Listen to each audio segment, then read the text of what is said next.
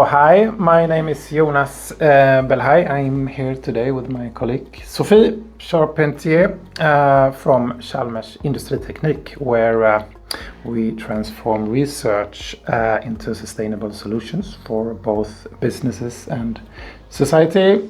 Hi, Sophie. How are you? Thanks. I'm good. How are you? I'm perfectly fine, thank you. So, can you tell us what you work with here at Chalmers Industriteknik? Yes, of course. I'm working in the circular economy group and more specifically on effective resource management. So I've been hearing a lot about something called digital product passports, or DPP for short. Could you maybe tell us a bit what is that in fact? Of course. So a digital product passport is a digital representation of a product that will have data about this product. Both about where it was made, what it contains, and also what to do at the end of the lifetime of the product. So when I'm done with it, what should I do? This is the tip of the iceberg. Everything that's under the water that no one will see, basically, when they use that, is the system that will make all of this work. This sounds a bit abstract. Could you tell us something about what a digital product passport actually looks like? Yeah. So on the product, what it will look like is a QR code. A QR code? Yes. Okay. So that you're scanning with, for example, your phone. And what happens then is that it brings you to a web page with information about the product.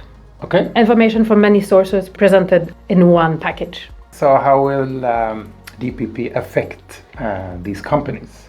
Every product that will be sold will need to be sold with some digital product passport made available.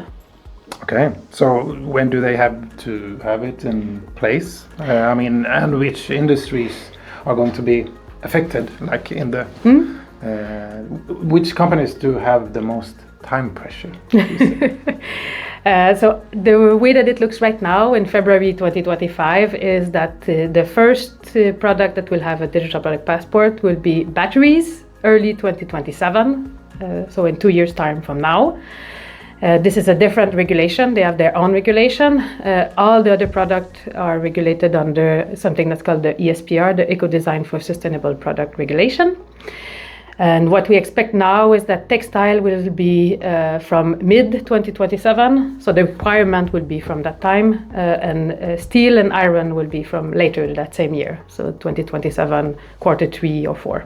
That's quite soon. Yes. So if you work in the steel, for instance, or textile industry, how can you in fact prepare to meet the legal requirements and to avoid obviously the legal consequences if you don't meet these new standards?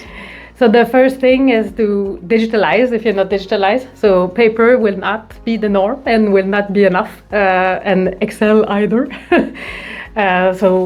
This is the first step. The second step is to make an inventory of where you have your data, how the systems are connected to each other.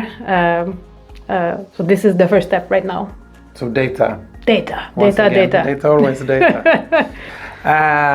Okay, but surely there must also be some opportunities involved here. So how can DPP create, for instance, new business opportunities?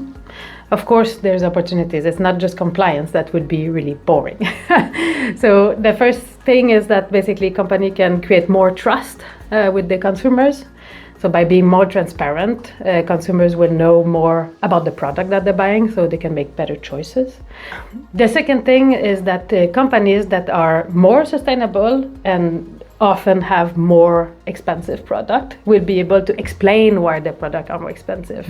Okay, so how can we at Chalmers Industriteknik concretely support companies that are in meeting these upcoming regulations? We can help them understand the value chain, so mapping the value chain, mapping what data will be required, what data they're missing, for example, as well. We can help them automatize the data collection through AI, for example. We can help them find partners for developing the digital product passport.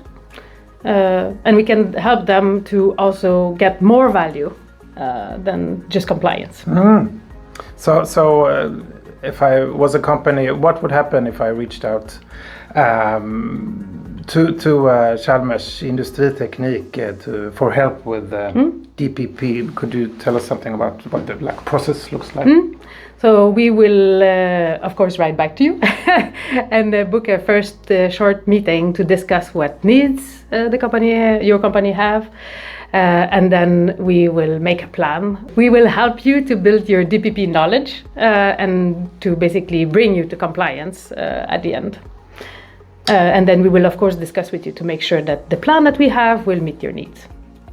If I'm understanding it correctly, DPP could also help companies in some ways reduce their environmental impact, maybe optimize resource use. Yes, so by doing the inventory of when they will be mapping their value chain, they will be able to identify hotspot for resource use, hopefully, because the whole idea of the digital product passport is make sustainable product the norm. So it will be sustainability data that will go into this we know. So what will be known will be managed after, and then they can see, for example, we have a 7-step process. There's one step that takes 50% of the resources.